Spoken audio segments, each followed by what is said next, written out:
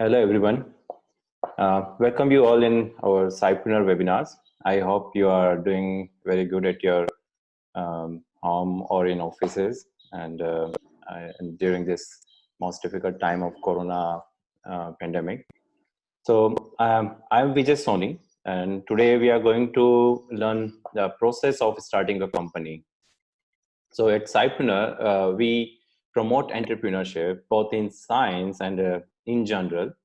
And entrepreneurship is actually nothing but solving problem to help the society. And in order to monetize and preserve your business right, it is very much recommended to register or legalize your venture as a company or as a legal entity. So we receive so many questions in this regard, like why I should start a company, how I should start a company, what are the advantages and disadvantages of starting a company, and which mode is better than the other mode, which type of company I should start, and that is why today we invited Mr. Vishal Vasan to address all this question. It's my pleasure to welcome Vishal. Welcome, Vishal. Thank you, So Vijay. Thank you, Vijay. Vishal is both advocate and company secretary, and he has a vast experience in corporate law, securities law, corporate secretarial matters, civil matters, litigation matters, trademark matters, and taxation law. And he is also an expert in providing advisory relating to Companies Act and other related acts to endless companies and MNCs. He is also founder of Vasan Jain Company, mycompanywala.com, and legalforever.com that he started recently. Today, he will deliver a talk about how to start a company and its do's and don'ts.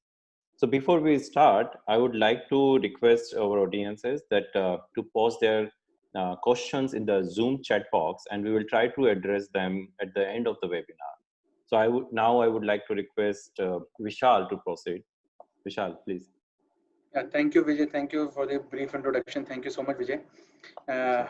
Hi, a very good day to all of you. I hope in this pandemic situation, your family and your near and dear ones are safe and secure. Today, I am going to take the session on how to start a business and its process. Let's start about first of all, what is a business? Let's understand what is a business because everybody wants to start their business. So let's understand what is a business first of all. What is the meaning of business in the common parlance language is just a nothing. It's a just selling of one thing, whether it's a product or a service. So this is a business. The business is for just for the earning of a profit for the product and services offered. The word business come from the word busy and mean doing things and it work on regular basis. Business is nothing. It's a just doing a sale and purchase of services or the products. In case if we are selling of the product, then we are getting a profit, we are getting the revenue, whether it's on the sharing basis, whether it's on the complete basis. So it's what are the various forms of business we can do. Let's say we are doing a view on the basis of a seller. So seller, how can the seller do the business? uh, Through a legal ways. There are lots of ways we can do. What are the various form of business? First of all, sole proprietorship form. Sole proprietorship form is nothing. It's a just let's say a single person. Mr. A is there. Mr. A wants to do the business. He wants to become an entrepreneur. So what he can do? He has a PAN card as per the Income Tax 1961. So he can do the business, but in sole proprietorship form. He can do GST registration in the sole proprietorship form. So he can open the current account with any bank in the India. So he can do the business. Then what are the advantages of sole proprietorship and what are the disadvantages of sole proprietorship? Now the question arises is this: the sole proprietorship is nothing. It's only owned by a single person. What are advantage? There is no legal advantages. There is no audit for that one. There is a single PAN card for this person. Let's say if Ramesh is having a want to open a sole proprietorship firm, so the same PAN card is for the sole proprietorship.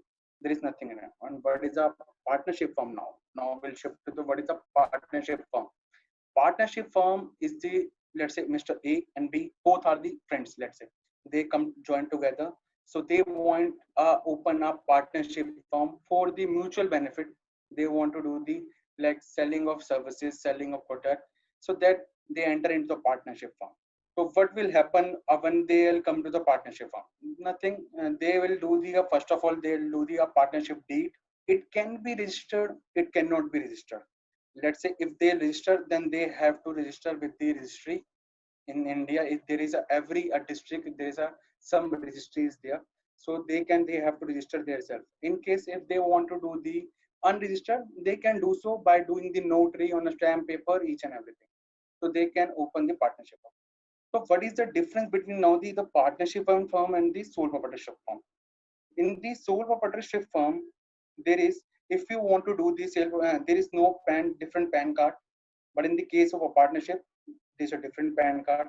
There is a different entity other than sole proprietorship. Sole proprietorship, in the sole proprietorship, there is a same PAN number with the same identity of person which has opened. Let's say if some Mr. Ramesh has opened, that's the same PAN number is there.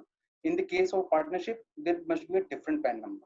So different ITR for the personal, different ITR for the partnership firm. In the case of a sole proprietorship, there is no different ITR. There is a single ITR will be filed by the person. Now, what are the other forms of business? Private limited company, public limited company, LLP, limited liability partnership, one person company. Now let's start. What is the private limited company? Before starting private limited company, public limited company, let's start with what is the company first of all. In a common parlance language, it's a group of persons associated together for the attainment of a common and social or economic. It has no strict technical or legal meaning. If we go through the legal language of the Companies Act, actually specific Companies Act has mentioned in accordance with the Indian Companies Act. There are lots of acts as well. Earlier, there was a Companies Act 1956, which defined in accordance with the section 3, subsection 1, subclause 2. A company means a company formed and registered under the Companies Act 1956 or any of the preceding acts. Thus, a company comes into existence only by registration under the act, which can be termed as incorporation. However, the Companies Act 1950 has obsolete now. Now there is a new Companies Act, that is a Companies Act 2013. Company means a company in accordance with section 2, subsection clause 2. Company means a company incorporated under this act or under any previous company law. If you go under any previous law, this is the main thing. But is it in case if the company get incorporated in 2010 and now we are in 2020? So there must be enter a previous company law. In case if it doesn't add in this definition, then the person can't do the called as a company as of now. Because this is the main thing we can do. This is a definition. This is a purely definition for the company. Now, question is, what is private limited company? Private limited company is a company which is privately held for small businesses. The focus of the private limited company is for the person who wants to do the business. There are only 2-3 members. Their liability, they want to do a limited liability, and they just want, they are liable for that only the share respectively held by them only. That's it. So, and that the specifically the private limited company cannot be a publicly traded. Now, what are the features? What are the private limited company? What are the features we now want to know? So let's first of all do the definition. What is the definition of private limited company in accordance with the Companies Act?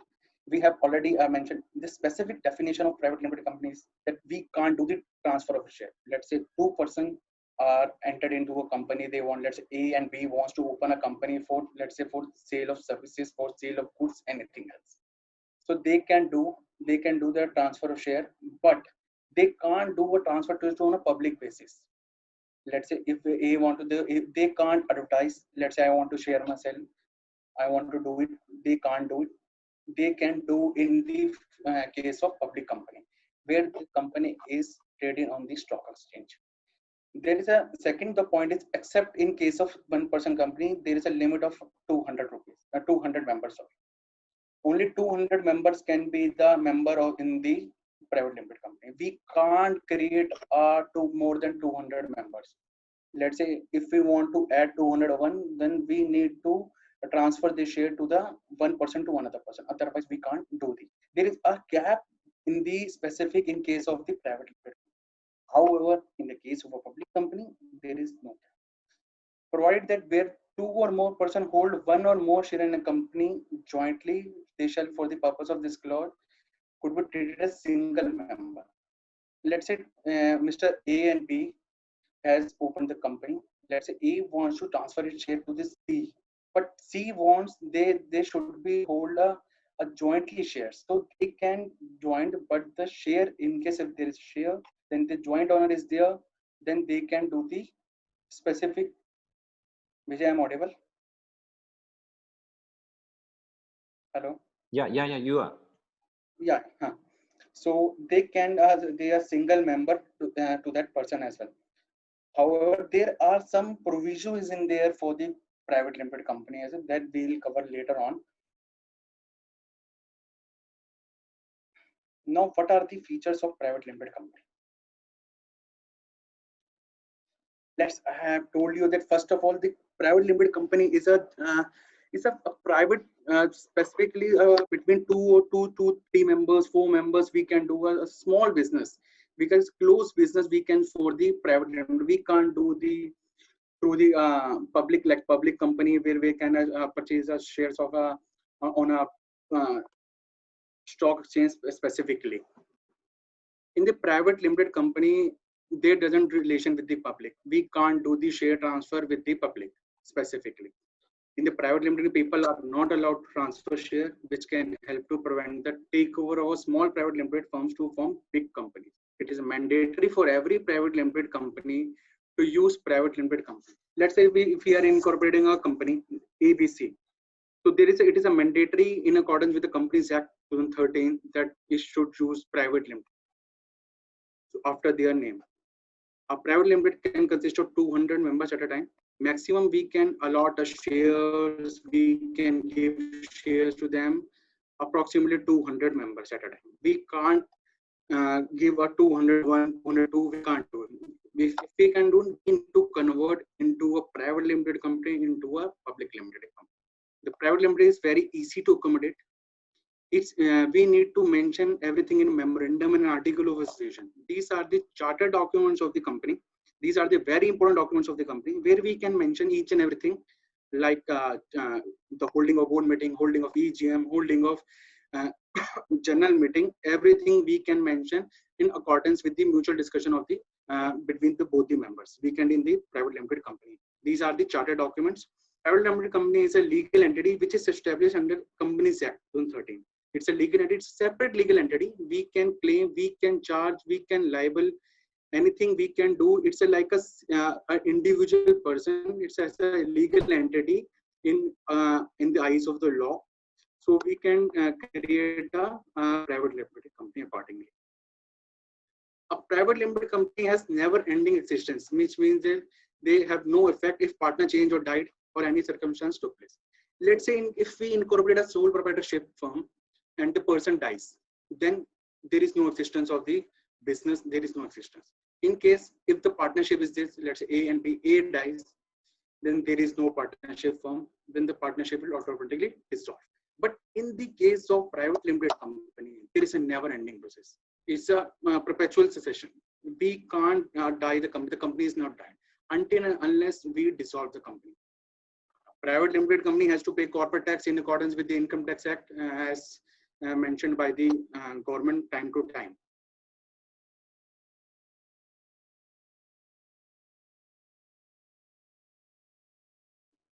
Requirement are the requirement for the having a private limited company. As I've already told you that 200 members of shareholders required as per the Companies Act. Their member must be not more than 200 members in the accordance with the Companies Act. Directors. What are the main things? I incorporate a private limited company. Then only 2 directors are required in case of founding. Minimum 2 directors is required. Maximum 12 directors are required.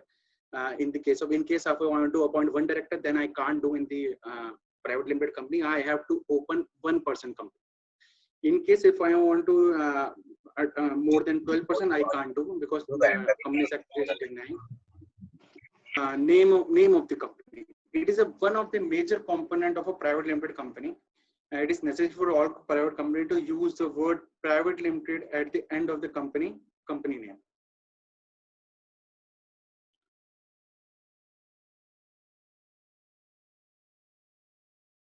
In case we, as suggested, in case if we want that we don't use private limited company, so that is not possible in accordance with the Companies Act. Let's move to the another slide. Registered office address. At the time of incorporation, we need to get registered in this specific area. Let's say it's a temporary office address. We need to mention to the registrar of company where when we are going to register the company. Let's say if I want, let's say A and B want to incorporate a company, then they have to provide the registered office address where they want to open their address. They need to provide the utility bill at the time of incorporation the company. Digital signature certificate. And in the today modern world, everything is online. But we do at that when we want to do the signing, everything, then we can use a digital signature certificate. Now we have this SPICE Plus form by the MCA, where we need to do the we need to affix a digital signature certificate every document in memorandum of association. And any point of like there is any document signed from DI2, we can use a digital signature certificate at the time of filing of the documents. For the authenticity, we can do the using all documents are submitted electronically, and for that every company must obtain a digital signature certificate, which is used to verify the authenticity of the document. It's a nothing form. It's just in the pen drive form where we can keep. It's a vendor. The digital signature certificate vendors are there in the market, so they'll issue. They'll verify that this is the main person who is doing the signing purpose for this signing purpose of this form. So each and everything is mentioned on there. When we are talking about the incorporation certificate, private limited company, specifically registration of a private limited company, public limited company, we need to get the professional certified as well. Who can do the professional certification? CA, CS, CMA. CA means Chartered Accountant, Company Secretary, and Cost Management Accountant are authorized by the government in accordance with the Companies Act 13. They can incorporate a company in accordance with the Companies Act 13. We can, whenever the forms are preparing by any professional, then these forms are required to be professional certified by any of these persons. Without these persons, let's say if someone is want to file its own, they can, but they require a professional certification from any of the three, so let's say CA, CS, or CMA. It's a mandatory requirement. It's a mandatory requirement by the government. Then the government has to require to certify the documents, each and everything, forms, MOA, e-forms. Each and every document is required to be professional certified by the companies. Now we are talking about advantage of a private limited company. What are the advantage of private limited? Why we should open a private limited company? Why we should not open a sole proprietorship? Why we not open a partnership? Why we not open up another modes of a business? Let's start. Ownership. In the specific case of a private company, shares can be sold or transferred to other people by the choice of the owner to known person. The same example, A and B are the private company. They own, let's say, is holding and you can choose any permutation and combination, like 60-40, 70-30. Whatever the mutual discussion between the members, they can decide their own shareholding accordingly. Let's say A 50% and B is getting 50%. Then if A wants to transfer its share to C, then he can do, but not with the approval of this B. He can do the share to any known person. He can't advertise. In case if he advertise, then there is a default under the Companies Act 13. He can transfer its share to anyone, to known person. Let's say if he want to sell to the share to the C, C to he wants to do D, they can transfer its ownership at every known person to them. Minimum number of shareholder is specifically 2 in case of a private limited company. And in case of a public limited company, there is a 7 requirement for the minimum shareholder of the company. In specifically, if we talk about shareholding pattern, we can, as I suggested, that is it any permutation and combination we can use for the minimum number of shareholder. So we can, in the case of a private limited company, then we are required to have at least two. Let's talk about the legal formalities if we open the private limited company. In case of a private limited company, there are very less legal formalities are there in case of, rather than in comparison to the public company. In a public company, there are lots of legal formalities, like we need to register, we must be members, then the 7 member but in the case of a private limited, the only requirement is 2 directors are required, 3 in the case of a public company. In the case of a private limited company, the requirement of a director is only 2. So legal formalities are sometimes very expensive and time consuming as well. If you are planning to start a public company, you better to prepare it, because there is a long list of legal formalities for forming a public company. Private company have comparatively shorter list. In case if you go by the expenses as well, there are less compliances in the case of a private company as well, in accordance with the in comparison with the public company. Disclosing information. If we go, say, every company is required to do the stat audit in accordance with the Companies Act 13. If we are going for a public company, and there are lots of requirement for the in accordance with the Companies Act, we need to disclose in the financial statement with respect to the auditor reports, notes to accounts. We need to every. If the company is a listed one on stock exchange, there is a requirement for the public to every quarter. Then we are required to disclose our financial reports to the public every quarter, as it will affect the public investment. Legal formalities I have already covered. Now, with respect to the disclosing information, financial reports in the public company, specifically in case of the listed company, we are required to disclose in the financial statement every quarter. We are required to, there is a requirement for the EGM as well in the private limited company as an annual general meeting of members. So there is a compulsion on the private limited company to have the annual general meeting along with the director reports. There are other compliances as well. We'll discuss accordingly later on. Management and decision making. Actually, in the case of public company, there are lots of members. There, if the company is a listed one, maybe more than 10,000 members, maybe more than 15,000 members are there in the case of a public limited company, and the decision making is so difficult. Let's say if the company is a listed company, then we are required to obtain a ORSR, that is an ordinary resolution or special resolution. In the case of ordinary resolution, then this is a very hefty process. Then we are required to take the approval through ordinary resolution. Then we are required to arrange a general meeting, whether it's EGM or AGM, with the extraordinary general meeting or annual general meeting. So there is a requirement for the to have the general meeting and get the approval from the shareholder. But in the case of private limited company, there is no requirement. In case if you want to, there is not a very complex procedure in accordance with the public company.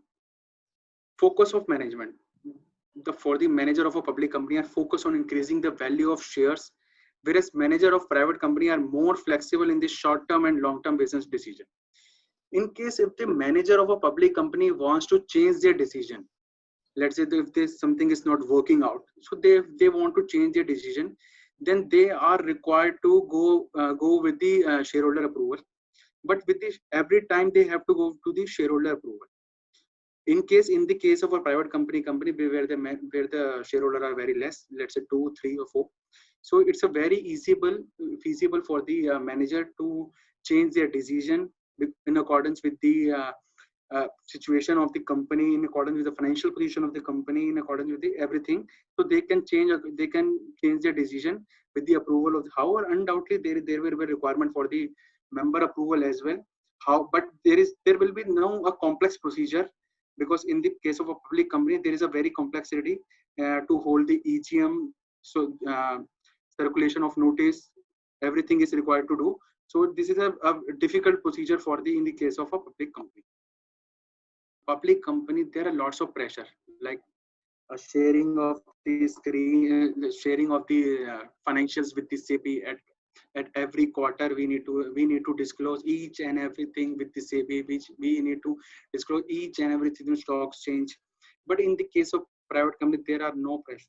no pressure with respect to the stock market. We are not going to tell each and everything to the department, whether it's Ministry of Corporate Affairs, whether it's ROC. We are not going to tell anyone by each and every point. Undoubtedly, in case if we take the approval from the shareholder, then we are required to file the forms, but for the certain aspects, not for the average. In case if we are going for the mergers, then we are required to intimate to the ROC that we are going for the merger.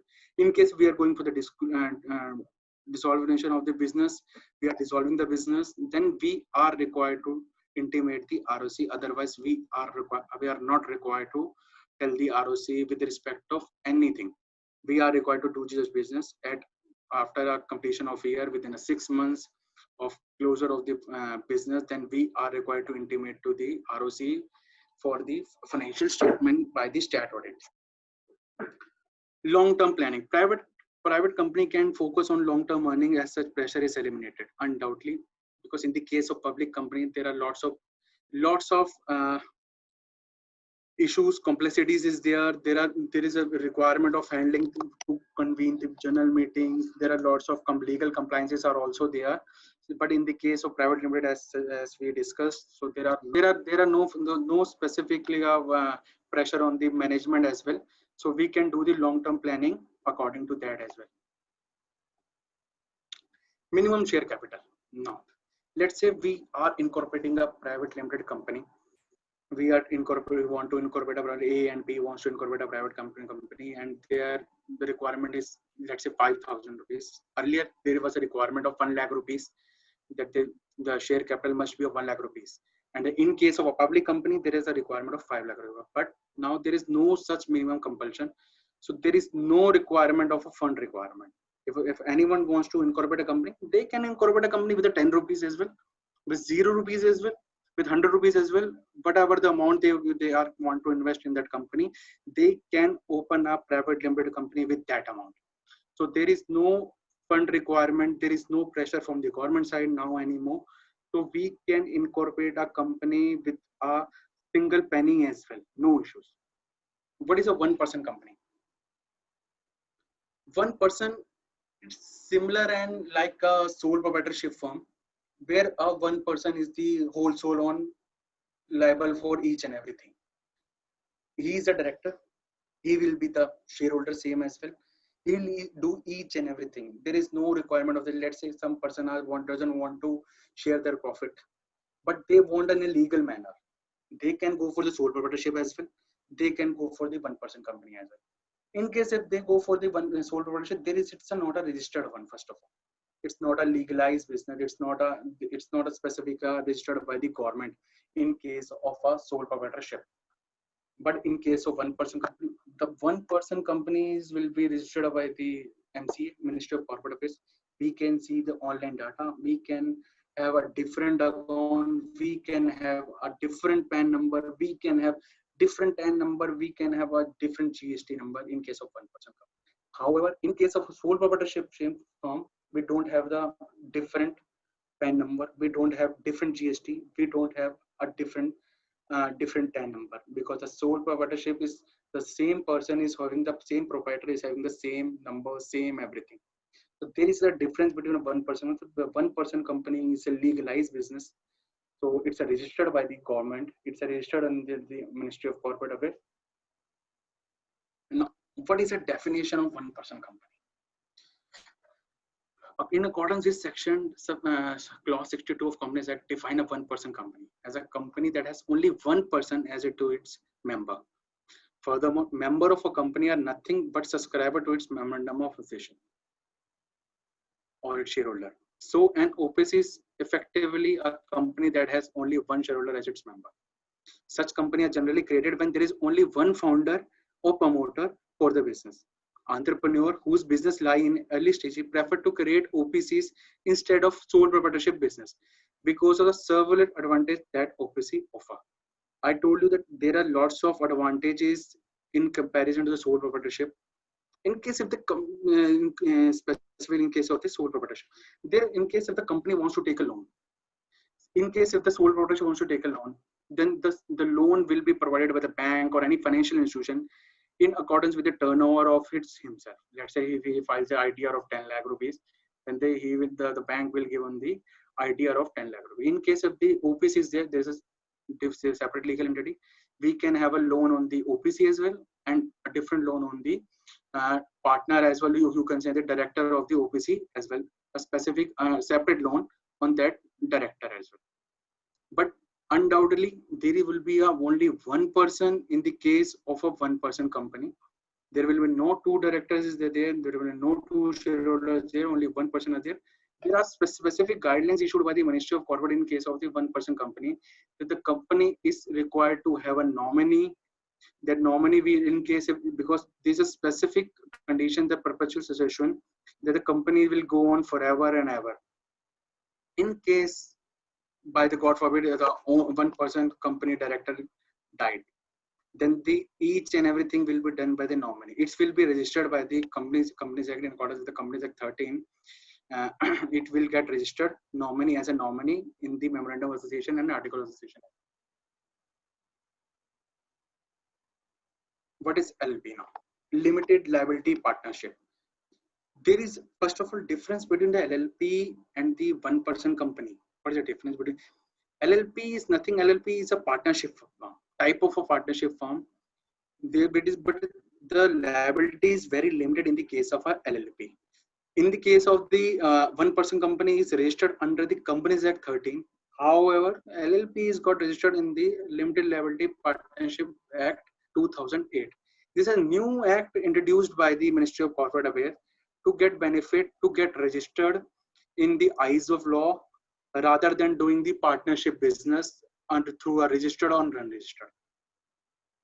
What is the use of LLP when we have a private limited company, we have public limited company? Why we have OPC? Actually, OPC is a new concept in accordance with the Companies Act 13.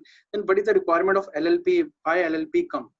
LLP is just for the professional. They want to do a small business to less cost, because there is a limit as well in the LLP as well. In case if we go for the LLP, there are challan cost will be automatically approximately less than the private limited company. Stat audit is not applicable up to a certain limit LLP on the LLP. So there is a gift by the Ministry of Corporate Affairs to the small business owners for in the case of LLP. Now the introduction, specifically what is the LLP? LLP stands for Limited Liability Partnership. It is an alternative corporate business form which offers the benefit of limited liability to the partner at low compliance cost. It also allows the partner to organize their internal structure like traditional partnership. A limited liability partnership is a legal entity liable for the full extent of its assets. The liability of partner, however, is limited. Hence, LLP is a hybrid between a company and a partnership firm. Why is a hybrid between a company and a partnership firm? Because in the case of partnership, if we go to in the case of partnership, there is no requirement for filing with their accounts with the ROC. In the case of Partnership Act, if we go to, in the case of company, we are required to file the financials. We are required to intimate the financial condition of the company to the ROC, Register of Company, Ministry of Corporate. In the case of partnership, if the partnership is not registered, if the partnership is registered or not, there is no requirement to, intimate to the any authority or any department. There is only a requirement to file their return with the in accordance with the Companies Income Tax Act 1961. That's it. So this is a hybrid between a company and a partnership firm, because in the case of in the case of LLP, we are required to file the financial statement with the ROC. What is partnership now? Partnership is kind of business where formal agreement between two or more persons is made and agreed to be co-owners, distribute responsibility for running an organization, and share the income or losses that the business generates. In the case of LLP, there is a business. It is also a partnership, limited liability partnership, there where the liability of the member is very limited. In the case of a partnership, there is not a limited liability partnership, because let's say two partners are there, let's say they have got a loss, they have to bear that in accordance with their ratios. Let's say 50-50 is the ratio, profit sharing ratio, then they are required to share the ratio and losses of the ratio as well, in accordance with their ratio. In India, all the aspects and function of the partnership are administered under the Indian Partnership Act 1932. Through this act, only the partnership can run their businesses. They are, because there is no department for specifically for the Indian Partnership Act, we are required to file the ITR in accordance with Income Tax 1961. That's it, nothing else. There is no requirement for filing any form, but there is a requirement for filing any form for the LLP. This specific law explains that partnership is an association between two or more individual or parties have accepted to share the profit generated from the business under the supervision of all the member or behalf of the other members. Yeah. Now we'll proceed with the difference between private limited company and a partnership company. First of all, we'll go to the legal status. Separate legal entities there in the case of a private limited company, and in case of partnership firm, it is a distinct from the several member who compose it. If we go with the in the eyes of law, a private limited company is a separate legal entity. In accordance with the Companies Act 13, we can create a company. Then the different PAN number is from the members, different liability, different revenue. The company is required to file their ITR separately. But in the case of a partnership, partnership is nothing. Partnership is a generation of, let's say, two members are there. So there's a generation of the partnership firm with both the members. In case if any partner leaves, then the partnership will end. Or in the case of company, the company will not end. Property. In partnership, the property of firm is the property of the member comprising it. Two members are there, the property, whatever they will, let's say A bring land, B bring machinery, the property of the firm will be the bringing by the partners. How in a company will belong to the company, not belonging to any member in it. If the company purchases it, then it will be the property of the company. Mode of creation. Company comes into existence after registration of the Companies Act 1956 and 2013. While registration is in the case of a partnership, there is no requirement of registration under the partnership form and the Indian Partnership Act 1932. Agents. Partners are the agents of the firm, but member of firm are not its agent of the company. We can mention the partners of the partner are the agent of the firm, but members are not agents of the company. They are not liable to do the specific agent of the company in accordance with the Companies Act 1956 or Companies Act 2013. Contract. Partner cannot contract with his firm. Let's say A and B opened a partnership company. They are running because they have the partnership firm is having a different PAN number, so they can't contract with this firm. Whereas member can do, they are doing the separate business entity. He is doing providing services. He cannot contract with his firm because it's a legal, it's a related as well. In case of a member, they can because the director is a different entity and the company is a different entity. Company is a separate legal entity, so they can make a contract with the director as well with the company. Transferability share. Their partner cannot transfer his share. In case if we do, then there will be end of the partnership form, because maybe we can mention in the we can mention in the partnership deed as well that the member of the firm without the consent of other partner, he cannot do the same. In case if we do, then definitely the partnership will dissolve. However, in the case of a company, the company share can be easily transferred unless the article provides. As I already told you that there is a charter documents are there with the company MOA and AOA. We can mention in the articles that the person cannot be transferred share, let's say within 3 years, or if he wants to give to share, then there must be a first buyout by the other members as well. So we can mention in the memorandum and article of association. So under transfer, become a member of the firm. Liability. A partner is always unlimited. In case if there is a loss in the partnership liability, it's an unlimited loss bear by the partners, irrespective of their.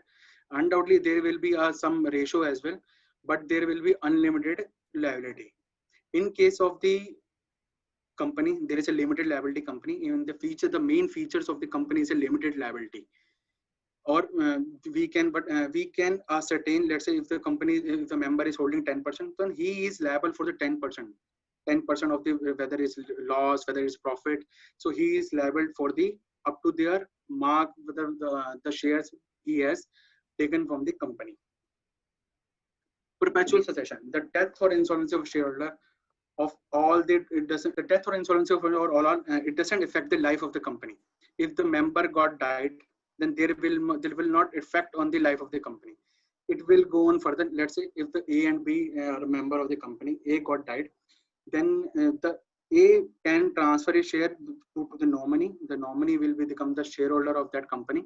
In case nobody wants to give to the other person, then they can, but the company will not die. In the case, however, in the case of a partnership, if any partner got died, then the partnership got dissolved, because of the partnership between two persons and one got died, then the partnership will end. Audit. In accordance with the Companies Act, a company is legally required to have its account audited annually by chartered accountant. Whether there is a nil turnover, whether there is a 100 crore turnover, whether there is a 10 crore turnover, there is a legally requirement of getting the company accounts got audited by the chartered accountant. Whereas the account of the partnership are audited at the discretion of its member. It's a legal requirement in case of the company, but in the case of the partnership, discretion of a member. But they are required to do the tax at the, in case if the turnover going to exceed, let's say if they are selling their shares, selling their products or services exceed 1 crore. In case 50 lakhs, in case of the services, if they got more, then they are required to do the tax audit from the chartered accountant. Number of members. The minimum number of members in a firm is 2, and the maximum number is 20. We can do in the case of any business, whether in the partnership, and 10 in case of banking business. In case of private limited company, the minimum member is 2 and the maximum is 200. In case of public company, the minimum number are 7 and the maximum there is no limit. We can have any n number of limit in the case of public limited company. If we see there is a stock exchange, we can buy, anyone can buy any share of any company in the case of public company if it's a listed one.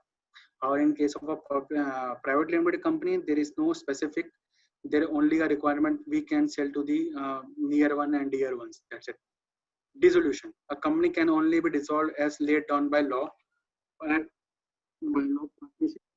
can be dissolved at any time of agreement.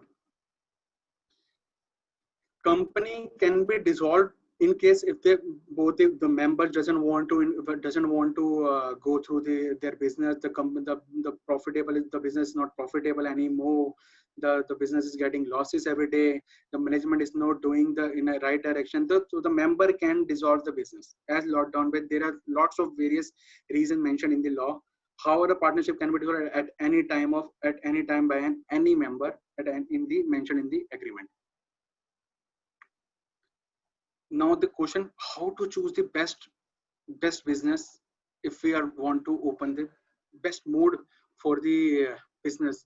Let's say if so there will be a difference between the private limited company, OPC, LLP, partnership, sole proprietorship, public company, which we have to follow so that will suit my business. Let's do the differentiation. That would be more beneficial for us. In case of private limited, governed by Companies Act, limited liability partnership, partnership is governed by Limited Liability Partnership Act 2008, 1% Companies Act 2013. Minimum number of members, minimum 2 members are required. In case of a company wants a private limited wants to be a member of a private limited company, then it can become a member as with in some individual as well. So body corporate also can be a member of the private limited company. In case of 1% company, 1 member who is a resident of India and 1 nominee should be present in the OPC registration. Limited liability partnership, LLP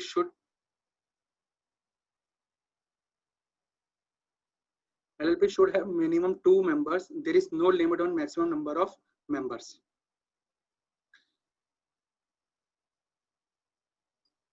Minimum number of director, minimum 2 director, out of which 1 director has to be present in India. Minimum 2 directors are there in the private limited company. Maximum 12 directors are there. We can appoint till 12 directors. That's it. But at least 1 director should be resident in India. We can have another directors. They can be NRI. They can be foreign national as well. But in the case of a 1% company, 1 director has to be resident of India. There is a requirement of 1 director. Then that has to be a resident of India for doing all the business, he must be an executive. He must be working in the company so that the company can be a profitable. However, in the case of LLP, two designated partner out of one director has to be present in India. The other can be NRI, other can be a foreign national, other can be anything. Even the designated partner can from the other country as well. The name shall include, and with the private limited company, in the case of OPC, there must be a OPC private limited company. Let's say ABC is there, ABC bracket 1% company, then private limited. Name to and in the case of LLP, let's say ABC LLP, and with the LLP, so that we can see whether it is a 1% company or whether it is a OPC. It can show with their name as well. In case if we are purchasing anything from anywhere, so where we can show the private limited, then we can automatically ascertain that it's a private limited company, it's a 1% company, and it's a LLP. Minimum capital. There is no minimum capital as of now. There is no minimum requirement in all of three. Earlier there was a 1 lakh, 5 lakh requirement was there in the private limited company and 5 lakh in case of the public company. Now, as of now, there is no requirement for the minimum capital. The government has removed the cap of minimum capital, minimum authorized share capital, and minimum paid up capital. So there is no requirement. Taxation. This is the main important thing in the when we got incorporated, and then after that we are doing the business. The taxation is at 30% surcharge plus cess. In three of them, the taxation rate is similar, 30% plus surcharge plus cess. If we are getting any income, then we are required to pay the 30% tax. Annual filings. Annual filing and annual returns. Private limited company, we are required to file annual accounts and annual return with the ROC. In the case of 1% as well, we are required to file with the ROC. And in the case of annual statement, there are the difference between in this case is the timings. In the case of private limited company, we are required to file within 6 months from the end of financial year. Let's say the financial year definition is in accordance with section 2 clause 41 of the Companies Act 13, that it must be a financial year from the starting from the 1st of April till 31st March. Then within 6 months from the date of the closing of the financial year, we are required to file prepare the first of all stat audits reports, balance sheet, annual filing. We are required within the 30 days from the end of the 6 months from the closing of the financial year. Once we will incorporate, will prepare the financial statement, then we are required to hold the annual general meeting. After within 30th September, we are required to hold the general meeting, because within 6 months we are got to approve the members of the company. Then within 30 days, we are required to file with the AOC 4, E form MJD 7. We are required to file with the ROC. Same in case of 1% company as well, and the same in case of LLP. What is the difference between the LLP in the case of annual filing? We are required to file the annual return within approximately 45 days from the closing of the financial year. However, we can file the accounts at an insolvency rate at a later stage, approximately within 15 days from the end of the 6 months from the closing of the financial year. So it's approximately October month. So we can have to file the accounts and solvency rate. Statutory auditor. It's in this case of a private limited company, it's a compulsory. We are required to file the statutory audit in accordance with the Companies Act section 139. We are required to appoint auditor in the private limited company. In the OPC, it's a compulsory. We are required to appoint an auditor within 30 days from the date of incorporation. Once we got incorporated, let's say the date of incorporation is the 1st of January 2020, then we are required to appoint an auditor within 30 days. After the when we got the appointment then we are required to do the audit as well in the case of private limited company. In case of OPC as well, there is the same requirement. Actually, the private limited company and OPC requirements are same. There is a difference only. There's only difference between. There's only a difference that the board meeting difference, the compliance is different, charges difference is there between the private limited company and OPC. And in case of LLP, contribution is less than 25 lakhs, more than 25 lakhs, or turnover is more than 40 lakhs, then there is a requirement of statutory audit. Otherwise, there is no requirement. We can file the audit without doing the audit from the chartered accountant. In the case of private limited, it's a compulsory. In the case of OPC, it's also compulsory. Minimum number of meeting. 4 board meeting is required in each and one in each quarter. Then the gap between 2 meetings should not be more than 120 days. Actually, there are 2 requirements are there from with the first from the Companies Act and second from the Secretariat Standard of ICSI. So there are 2 requirements are there in the case of the private limited company. However, in the case of OPC, at least 1 board meeting is there in each half year, and the gap between 2 meetings should not be less than 90 days. The gap between 1 to 2 board meetings not more than 90 days. In case if we exceed, then there is a default in accordance with the Companies Act. AGM to be held within 6 months from the closure of account. Let's say the accounts are required to close specifically around 31st March, then there is a requirement. The 6 months requirement is there that we are required to close our account. We are required to get approved from the shareholder. Then we are required to hold the AGM as well within 6 months from the end of the closure of blanket. When we hold the AGM, then within 30 days, we are required to file the AOC 4. Within 60 days, we are required to file the Form M37 with the Registrar of Companies. And within 15 days, we are required to file the Form ADT1 as well. However, in case of the OPC, there is no requirement of AGM. Same in case of the LLP as well. Suitability. It more suitable for the business, trade, manufacturer, large industrial establishment, private limited company. In the case of OPC, suitable for individual whose capital are less than 50 lakhs and turnover is less than 2 crores away. And in the case of LLP, more suitable for the CA, CS and advocates, because it's a partnership form. The CA, CS can do the open their form in the LLP form. There is a lots of CA, CS have opened their in a partnership form in the form of LLP. Conversion, yeah, yes, we can convert into LLP at any point of time. We can convert in LLP. Private limited can be converted. There is a specific process as mentioned by the Ministry of Corporate Affairs. We need to comply with that procedure. Then we can convert it into the LLP. Then if we talk about OPC, it can also be easily converted after the expiry of 2 years from the date of incorporation.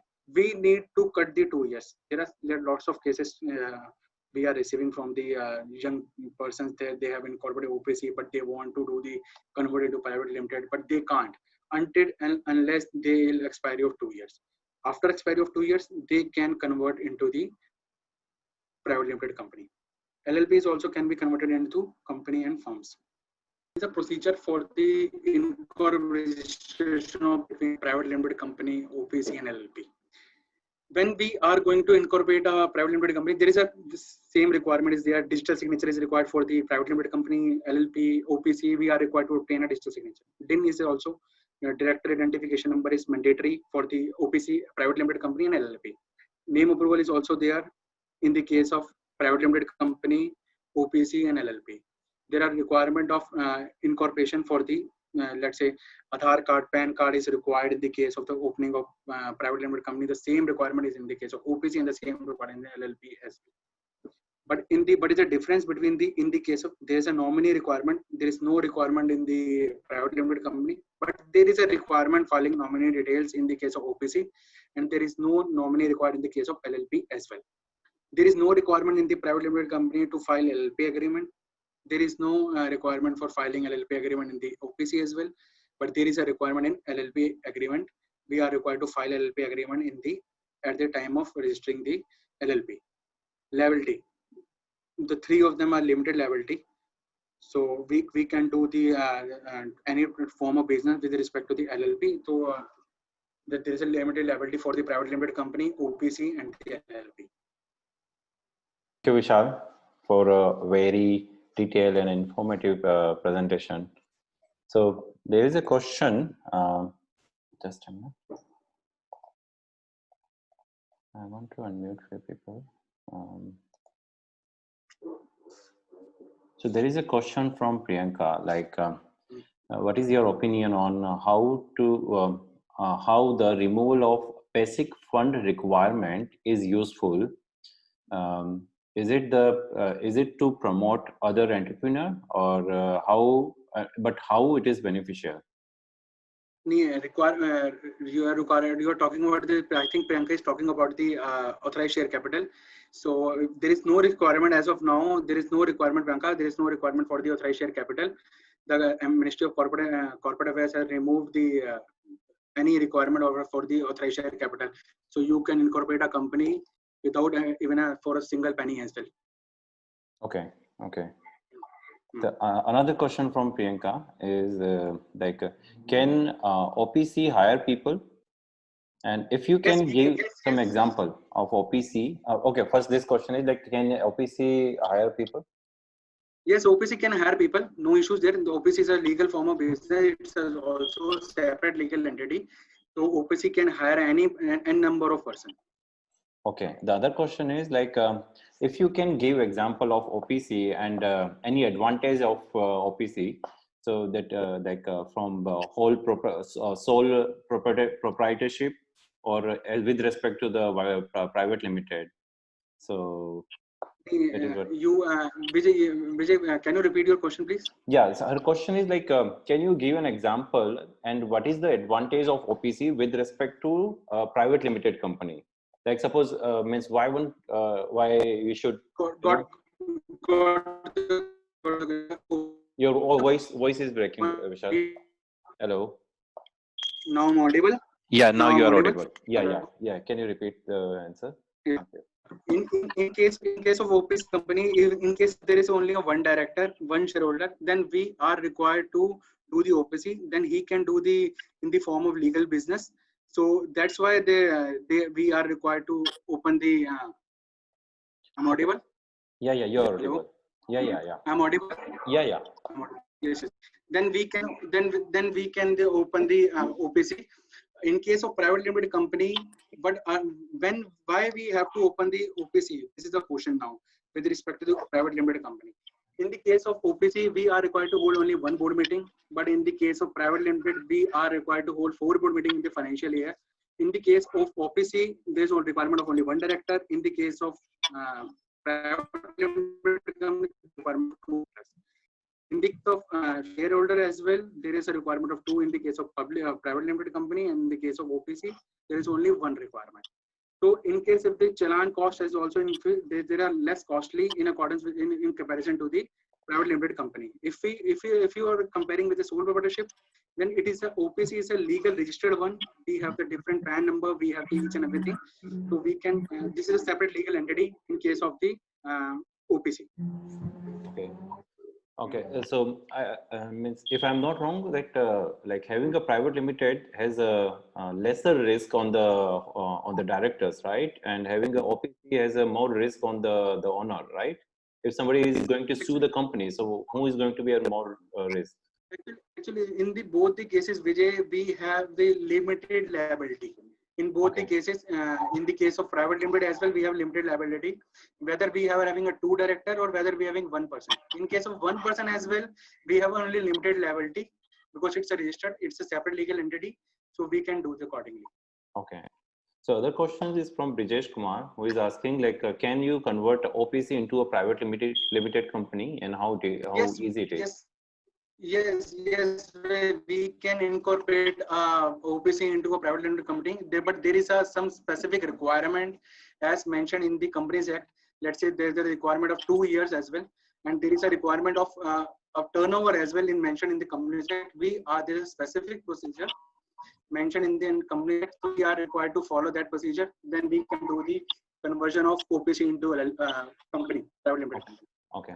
So now I would like to invite Ravi, because he is eagerly waiting for the questions, and he is actually planning to start his own venture. So please, Ravi, go ahead.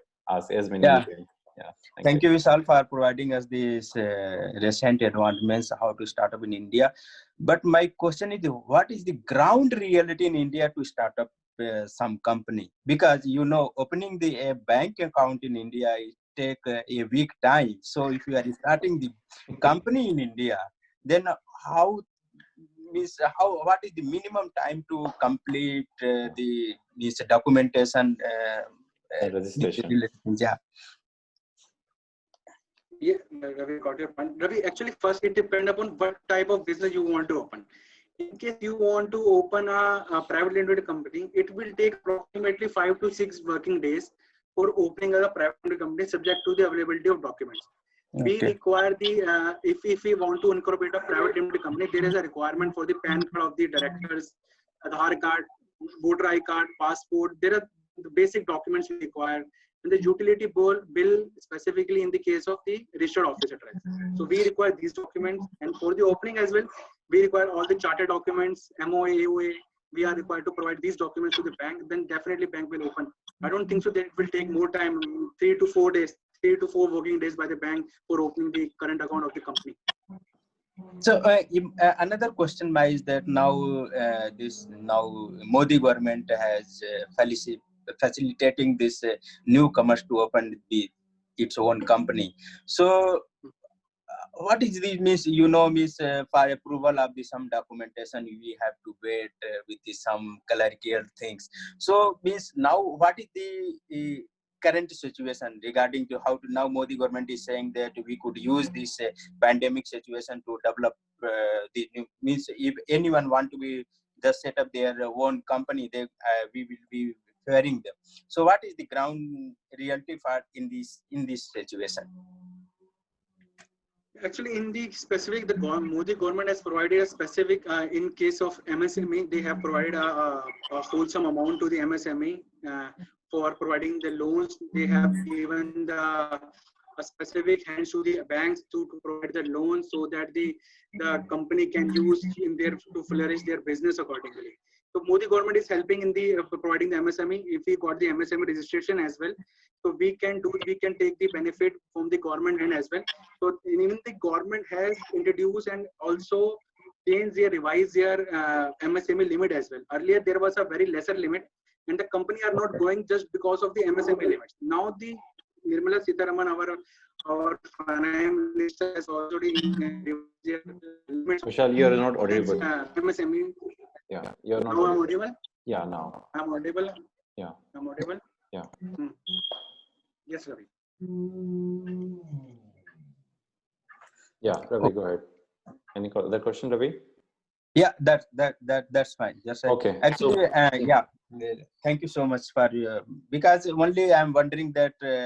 Okay, currently I'm in the Canada doing postdoc, and my plan already I've discussed with the Vijay that I wanted to start something in India, because just like start a small company like medicinal mushroom culture.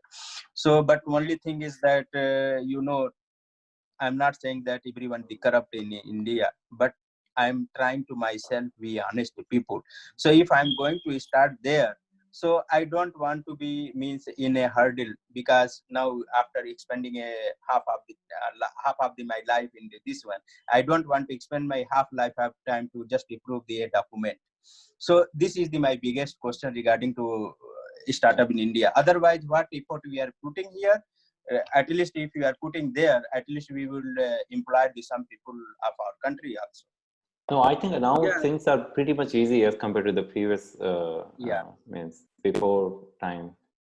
So other question now we are in the modern stage. We are in on online basis. Each and everything is a file online. Things earlier are there was a physical earlier there was a physical documentation. So there was a lagging between the document. There was a lagging between the confirmation from the department. Now the MCA is very fast. Now we are getting approval within a single day as well. So this is a maximum single day. Let's say if we are uploading the form, then we are getting the approval within a single day. Okay, thank you so much. So another question from Brijesh, and I would like to add in that as well. So when we start planning a business and developing an idea into a business, so according to Brijesh and his question and some other things that I want to add, is like at what stage do you think that we should start? If I am starting a startup, and so at what stage startup is ready to register as a company? Is it like at the starting or maybe at later? What is your recommendation? In case if you want to do the startup registration, the first requirement is that you have to incorporate a private limited company. I see. Without private limited company, you can't go for the startup registration. Okay. Because if we go with the startup registration, there is a requirement for the MOA, AOA, certificate incorporation, and other documents as well is also required. So there is a first requirement, then you are required to be incorporate a private limited company, that you are director or shareholder. So there is a first requirement. Okay, so what is the benefit of Startup India registration if somebody is going for the startup, and what are the basic requirement for a Startup India registration? There are various benefits given by the government in the case where if we go for the startup registration. Like the tax benefit is also there. Undoubtedly, there is a little bit difficult for getting the tax exemption from the government because it's a various approval. Let's say Ministry of Finance is also required to get approved from the for the startup. So we got benefit. Let's say if we want to take loans, and if we then the bank can, as a startup company, the bank can give us the loan as well. So Time to time, the government is time to time the government is also giving a benefits to the startup companies as well. yeah. So if you think like from investors' point of view, so what they prefer, a private limited company, LLP, or public limited company, or a public company? Which actually depend upon the what their business they are doing. In case if they are want to do a manufacturing company, if they want to do trading, then for the trading they can go for the private limited company. If they want to take a deposit from the public, then they should go for the public company. In case if they want to do a partnership with someone, then they should go for the LLP. So that would be a more beneficial for them. Because the LLP is a legal registered one, so then they should go for the LLP as well. It depends upon the nature of business, depend on the number of transactions as well. So that would be accordingly we can choose whether it's private limited company, LLP, or a public company. Okay, sounds good. So another question is like, if someone is a government servant in India, and can they start a company? Okay, they can. Yes, they can start a company. Yes, they can start a company. He can become a shareholder. Okay. He can become a shareholder. He can't become a director because director and shareholder both are different. So the director will be some other person, so he can be a shareholder, so he can start the company as well. No issues. Okay. So what is the in a very short way, is there any prerequisite or like any special requirement by banks for getting a private getting a bank loan for a private limited company or any startup? Actually, Vijay, there is no specific requirement by the bank. Actually, they want a registered company first of all. Secondly, they want a GST certificate as well. At the time of opening a bank account as well, they will require a GST certificate as well. In case of the company is doing great in the form of turnover, and the company is generating business, and the company is paying income tax regularly, and the compliant company, then definitely bank can consider for giving the loan as well. Even if the government is also introducing the new packages for the startup companies as well, so they can give raise the loan as well. Rather, the private limited company can raise the funding from the investor as well. This is the main biggest point as well. So the private company can take the from the investor, the funding from the investor, so they can allot the shares to the investor, and they can generate business, and they can distribute the profit accordingly. Okay. So another question is like how when you are going for the exit of the company, so how and what are the main part of the company that is being evaluated to estimate the valuation of a company? Means what are the things which are actually make the real value of a company? Valuation depend upon what we have. Let's say if the company is taking any fund from the investor. So the investor is going to put the money into the company, let's say. So the investor is putting the money, so the investor will do the valuation of the company. On what basis he will give the money. Let's say if he is putting the money 1 crore into the company, and the share valuation is 10 rupees. Accordingly divided by 10, 1 crore divided by 10, then the number of share will be allotted to the investor, and he will take the share in accordingly. So valuation in accordance with the Companies Act, the RBO is the person who will do the valuation of the company, valuation of the share. So accordingly, we can allot the share accordingly to the investor. And what is the approx percentage of the share that you believe ideally should be given to the the chief officers, like chief executive officers, or maybe to the investors? What is the dilution that you believe should be given to the people who are investing in the company? And how much? Actually, Vijay, we can't ascertain the percentage. It depends upon the value what they are bringing into the business and what they are getting also. It's a main biggest thing. It's the main biggest question, because we can't ascertain. We can't fix there is no legal compulsion in the Companies Act or in any other form of act. There is no specific reason that only 10% is required to give to the investor or 15%. So any number of share, any number of percentage we can give, but it depends upon what they are getting in the business and what they are giving to the business as well. Okay, sounds good. And so can private limited company go to for public, like IPO launch and all? Private with the private limited company, the answer is no. They first of all, they are required to convert it into the public company. After the conversion of public company, then they are required. Then they can give the IPO with the specific procedure given by the SEBI. Then they can launch a IPO. Otherwise, they can't launch IPO. With a private limited company, we can't do the IPO. Okay. We can take the fundraising from the investor only. That's it. Okay, sounds good. I think already we have spent a lot of time on the question and answer, and especially on the presentation. So I would like to call off the seminar for the day. And I have some more extra suggestions, like there is especially if you heard the Simon Sinek, who said, like, when you start your business, start with why. Like, what is the real question that you are addressing, and what is the real solution that you believe would be useful for the people. And apart from this, there are some other things that you should keep in your mind. The most important thing is your team, various contracts that you should have within your team, legality, various terms and conditions, which is very important. Like we can see in case of Zoom, what they have done, and after all, lots of things are happening with Zoom, legality part, and your privacy policy, and the deadlines where you are when you are committing to your people and your customers. So you should be keep your customers on the top priority. So let us know if you guys have any other questions. And at Cypreneur, we would like to help people and in their entrepreneurial journey, and want to make that as easy as we can by providing both scientific and business consulting services. And I would like to invite you all to visit our website, that is the cypreneur.com.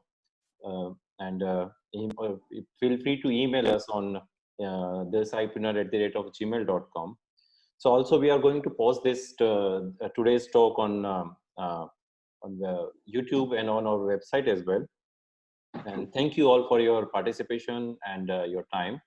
And stay in touch for the next seminar. I hope you guys are aware that we are also doing a session of coronavirus, and that is on corona cures, which is going to happen tomorrow around at 9:30 according to Indian time, and 10:30 Eastern Standard Time, and around 9 p.m. On Pacific Time. So please join us. Thank you, everyone, and have a good day. Thank you, Vishal, for your time and that very detailed. Thank you so much. Thank you so much, Vijay. Thank you, Cypreneur, for this webinar. Thank you so much. Thank you so much. Have a good day. Bye bye.